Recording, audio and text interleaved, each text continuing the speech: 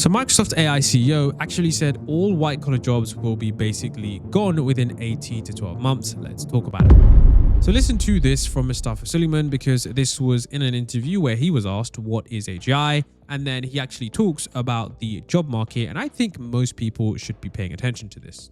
I prefer the definition that focuses first on what would it take to build a system that could achieve most of the tasks that a regular professional in a workplace goes about on a daily basis. Think of it as a professional grade AGI. How close are we? I think that we're going to have a human level performance on most, if not all, professional tasks. So white collar work where you're sitting down at a computer, either being, a lawyer or an accountant or a project manager or a marketing person.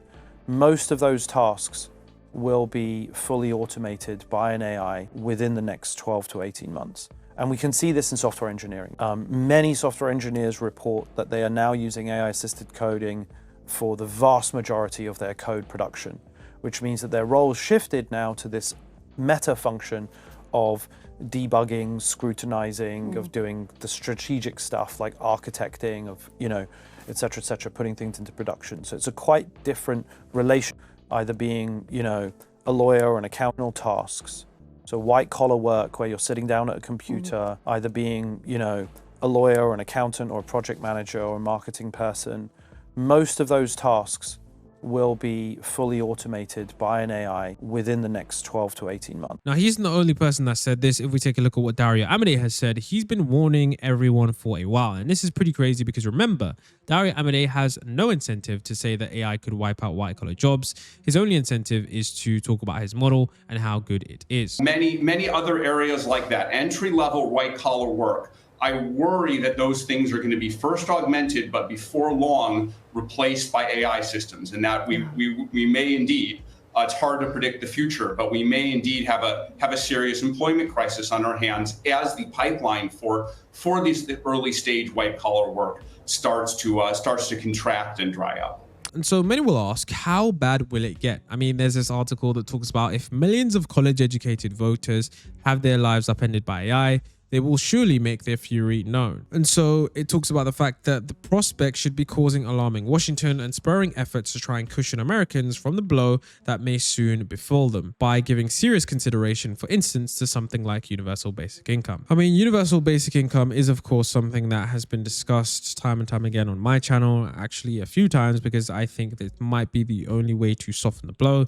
And the article landed in the middle of a genuine media storm around AI job displacement, and they do actually compare this, entire thing that we may be having to previous tech revolutions. And of course, as you've seen, Dario Amodei says white collar work is going to be gone. Mustafa Suleiman says that, within 12 to 18 months. And I mean, many different news reports and organizations are pretty much saying the same thing. And when we look at some of the data, apparently the data proves that it's already happening. Apparently, white collar job openings hit the lowest level since 2015, 1.6 openings per 100 employees. That means it's probably not a prediction. That might actually be the labor market right now.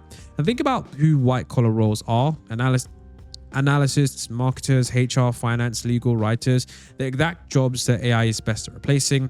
And the market for these roles is drying up in real time. So I don't think it's companies saying that we might hire less in the future. This is the data showing the tap is already being turned off and the opportunities are shrinking right now. And whilst most people are still acting like everything is normal. Now, I think this might scare people more than any headline. It's quiet. There's no mass layoff announcements, although if you've been paying attention to all companies, you'll notice there are some. For example, if you've been on Twitter, you would have seen this post by Jack. And essentially, The Block, the company behind Square, Cash App, and Afterpay, cut its staff by 40%, laying off more than 4,000 people and reducing the workforce to just under 6,000. And he actually cited the fact that intelligence tools we're creating and they're using, paired with smaller and flatter teams, are enabling a new way of working which fundamentally changes what it means to build and run a company, and that's accelerating rapidly. So, I mean, I'm guessing they're basically saying that, look, they're, using the tools, they're getting faster, more efficient, and they're just going to decide to cut it off now rather than just, repeated smaller rounds.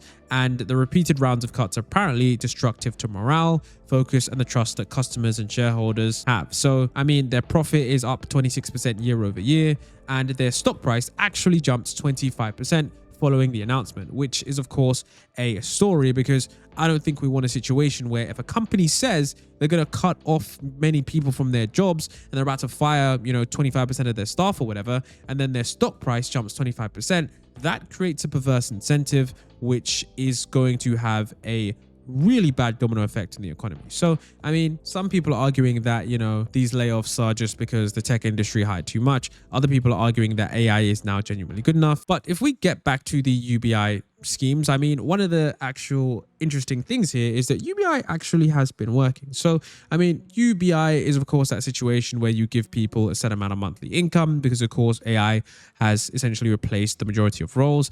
And the screenshot that I'm referencing here, it references a real pilot program initiated by the Irish government designed to help the arts and culture sector recover from the COVID-19 pandemic and address financial instability from inherent creative professions. And so essentially the group of artists received a guaranteed unconditional weekly payment of £325. And so the result was that it was actually pretty good. So you can see here that the pilot actually recouped more than its net cost. And of course, you can see some people are saying, wow, this is so obvious. I mean, I guess we will have to see how it actually pans out on a global scale. I think, yes, for specialized groups, it most certainly does work, but I do wonder how that will work in an entire economy where the majority of people aren't working. Now, do you know one of the most interesting things about this entire AI job debate? It might actually not happen to certain white-collar works or industries because of a new bill. Now, I saw this for a while, and you can see here that it talks about a new bill would ban AI from answering questions related to medicine, law, dentistry, nursing, psychology,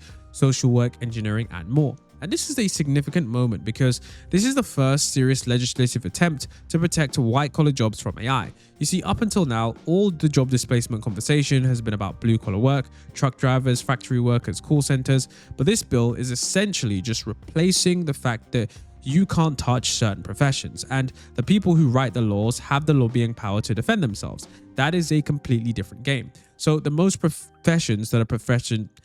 professions most threatened by AI are the ones with the most political capital to fight back. You see, a truck driver can't sponsor a senator, a bar association can. So what you're watching here is essentially the first organized resistance from the professional clans, and they're using safety as the cover story. But I do think it is pretty true here. I mean, of course, there's going to be more of this. I mean, if New York does pass this, and the entire argument from this was basically the fact that a lot of these professions and careers essentially need to have some kind of liability. So if you have an AI that's able to answer a medical question or a law question, you would have to maybe put that liability on the developer of the chatbot if this law doesn't get passed. So it will be interesting to see how this happens. I mean, how are you going to stop an open source model from giving advice? I mean, it's going to be super interesting. And I mean, I think one of the most interesting questions, which is probably going to arise sooner rather than later, is that if AI can genuinely do 80% of what a junior lawyer, junior doctor, or junior engineer does, what is the actual career path for the next generation entering those fields look like? If this bill does pass, it just delays that answer. It doesn't really change it. The trainees and graduates entering medicine and law,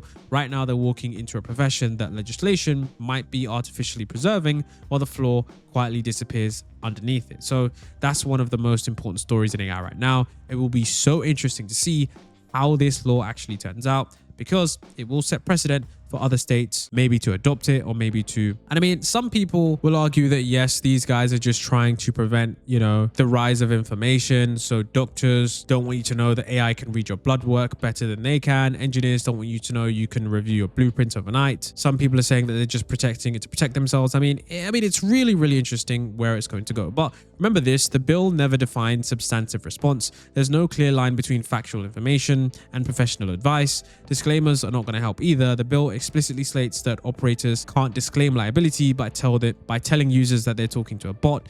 The liability will fall on the deployer and not the model maker. So OpenAI is responsible for ChatGPT, but a hospital running an API-based triage tool will carry the risk for that product. And that just basically hits everyone from major AI platforms to small teams shipping lightweight wrappers. And I mean, if you're wondering truly about this, Anthropic actually launched an AI exposure index, which is basically not just theorizing about which jobs AI could replace, but actually tracks what people are actually using Claude for at work. It's real usage data with 800 plus occupations mapped. Now, by the way, if you're watching this video and you're thinking you need to sit down and figure out where you stand with all of this, I actually made a free guide where you can actually use it. It's the Navigate framework. It's a free full personal audit, your career, your income, your finances, your investments, specifically built for what's coming with AI. Link is going to be in the description, completely free. And pro tip, if you drop this into Claude or ChatGPT, you can actually ask it based on what it knows about you to actually develop a plan that you can use. I think it's super useful. It's based on a ton of different research papers I've read,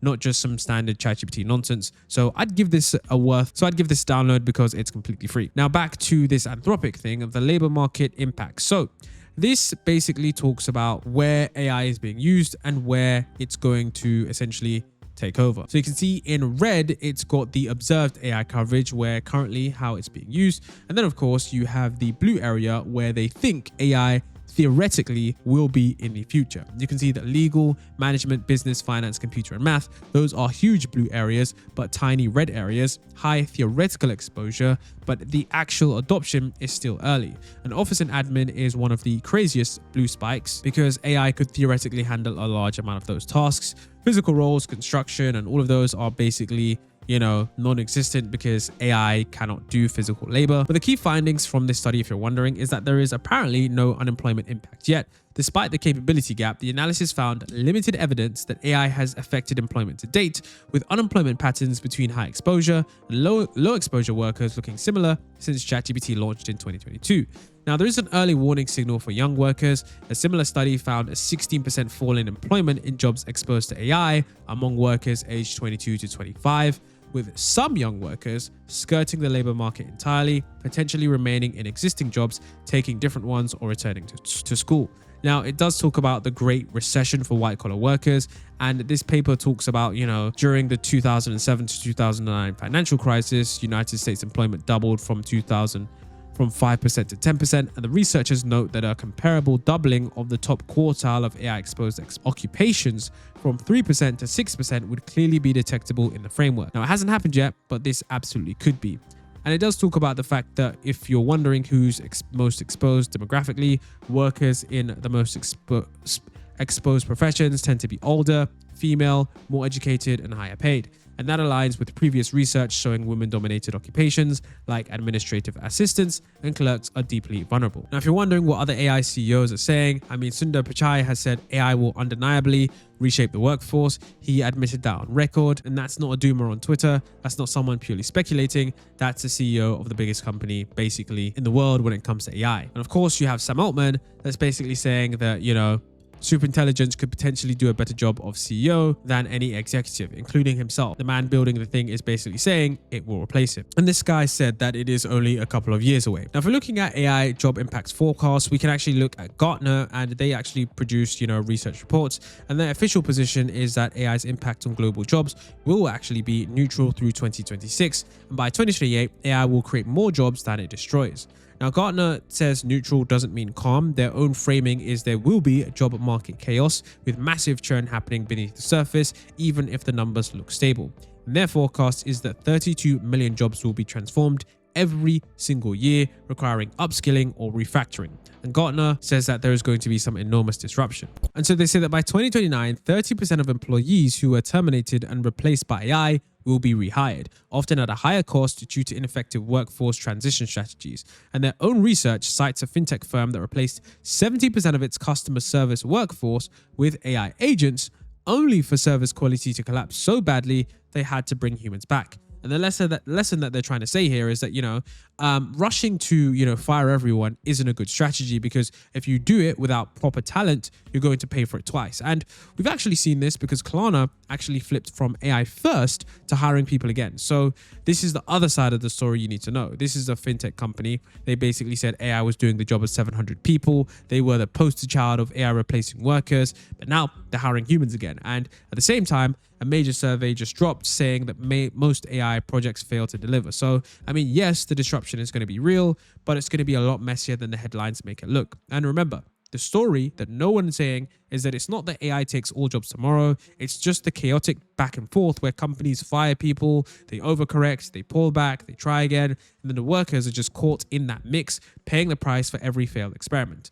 Now remember, the displacement is still happening, just not in a straight line, and the unpredictability, that is, of course, scarier than a clean takeover because nobody can tell you which jobs are safe for how long. And one of the last points from the Gartner research that I'm going to include here that I found to be super interesting is that through 2026, they predict that some skills will actually atrophy. So generative AI will push 50% of global organizations to require AI-free skills assessments. And this is fascinating because some companies are realizing that they cannot tell if a candidate can actually think and do their job because everyone is using the AI to do their assessments. So hiring tests are going to have to get much harder, and you're going to have to see what you can do without the model. So by 2027, apparently, 75% of hiring processes will include certifications and tests for workplace AI proficiency. So Gartner AI literacy, they're saying that AI literacy is going to become a formal credential and not just a nice to have. So, I mean, this is super, super interesting. And if you, like I said before, if you guys want to leave in the comments below how you think the future will change, it's super interesting and I would love to see your thoughts.